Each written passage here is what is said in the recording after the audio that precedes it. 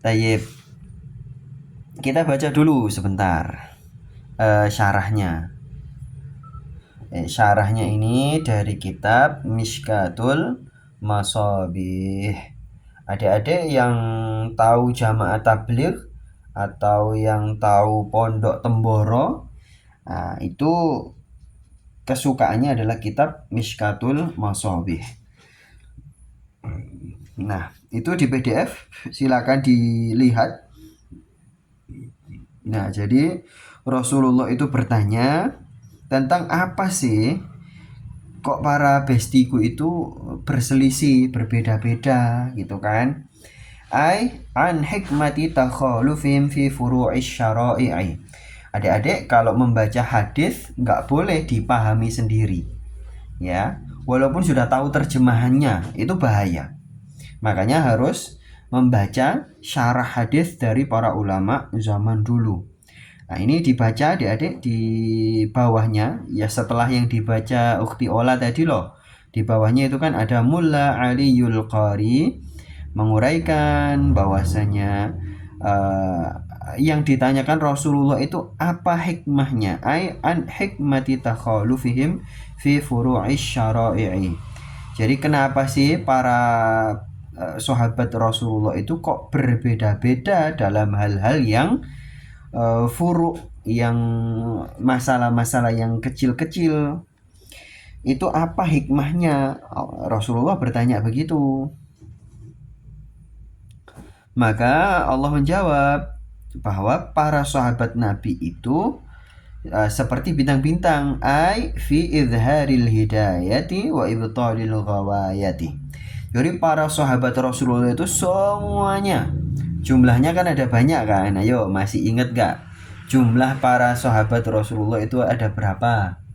Ya, hitungan pastinya kita nggak tahu ya. Hitungan pastinya kita nggak tahu karena zaman dulu kan belum ada sensus penduduk ya. Kalau dalam catatannya Imam As-Suyuti, jumlahnya itu adalah 124.000. Ya, sama kayak jumlahnya Nabi. Sama kayak jumlahnya Asmaul Husna. Oh, adik-adik masih ingat gak dulu kita ngaji masalah Asmaul Husna? Jumlah Asmaul Husna itu ada ulama zaman dulu yang mengatakan jumlahnya itu kayak jumlahnya para nabi, yaitu 124.000. Nah, yang kemarin-kemarin gak hadir masalah kajian masalah Asmaul Husna, nah silakan dicatat. Nah, para sahabat Nabi itu jumlahnya ya kisaran gitu ya, 124.000. Itu kan banyak ya. Banyak loh. Komunitas Daruzahra ini membernya berapa toh di grup itu? Sekitar 300 apa 400 ya kalau nggak salah ya. Atau berapa? Nah, masih jauh ya. Itu saja kita sudah berbeda-beda kan? Beda pemikiran, beda kesukaan, beda kecenderungan, ya. Beda hobi, beda beda cara beribadah. Nggak usah mosok kita cara beribadahnya beda ya, beda dalam hal-hal tertentu ya. Ya sama seperti sebelumnya kan Ustadz Brili menjelaskan bahwa ada para generasi salaf itu yang ibadahnya sehari semalam itu 300 rakaat sholat sunnah. Yang lain lagi memperbanyak baca Al-Quran sampai khatam setiap hari itu 1 kali, atau paling mentoknya itu 8 kali. Ya seperti itu beda-beda. Bukan berarti semuanya itu dilakukan semuanya gitu ya. Ada yang kayak Abu Hurairah, ya, bestinya Rasulullah paling top itu setiap malam itu bertasbih sebanyak 12.000 tasbih. 12.000 loh ya. Nah, adik-adik yang belum tahu, ya, silakan terkejut ya. Kalau yang sudah tahu pasti nggak terkejut. Nah, itu kan kita beda-beda kan. Ukti Ola sukanya puasa Senin Kamis misalnya. Ukti Retno nggak biasa puasa Senin Kamis. Sukanya itu setiap hari bersodakoh 100.000 misalnya. Nah, terus Ummu Ruqayyah setiap hari sukanya itu masakin masakan yang enak-enak buat suaminya. Oh, itu ibadah loh ya. Iya, ibadah itu. Daripada suaminya GoFood terus, ayo atau Shopee Food, wah bahaya itu. Atau malah ke restoran yang macem-macem, bahaya. Mending ngibadahnya seperti itu. Nah, macam-macam ibadah itu ya. Nah, para sahabat Rasulullah juga begitu adik-adik.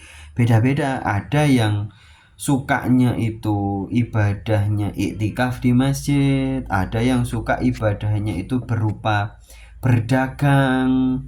Ada yang suka ibadahnya itu berupa bercocok tanam atau jadi petani. Loh, itu ibadah loh adik-adik. Nggak kebayang kalau kita semuanya itu seluruh dunia fokus ibadah doang gitu ya.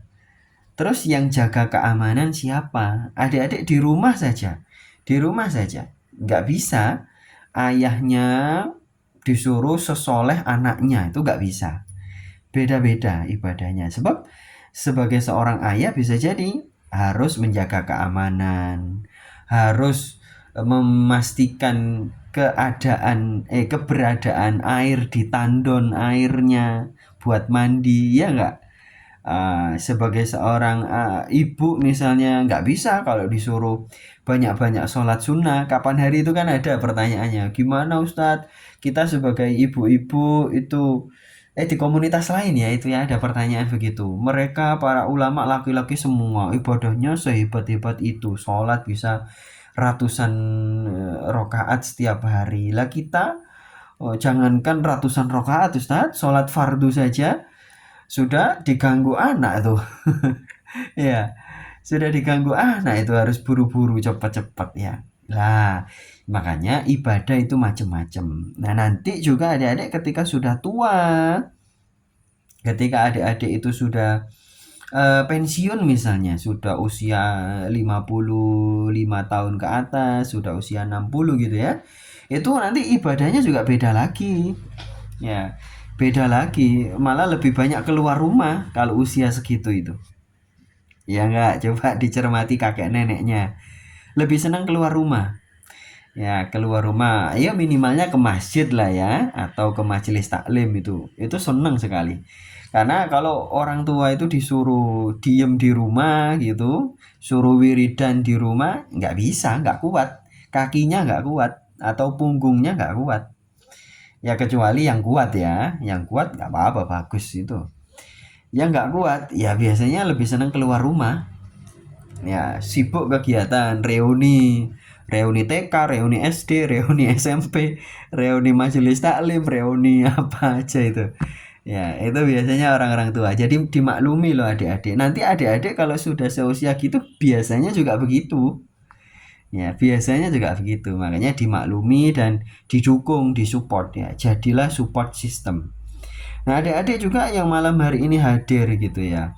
Hadir kajian seperti ini. Ya, jangan kemudian menyalahkan eh, orang tua atau menyalahkan adik kakak yang punya ibadah yang lainnya. Nah, kalian itu nggak pernah ikut majelis taklim, saya loh ikut majelis taklim gitu ya. Ya iyalah kita bisa ikut majelis taklim karena semua kondisi rumah aman-aman saja ya kan.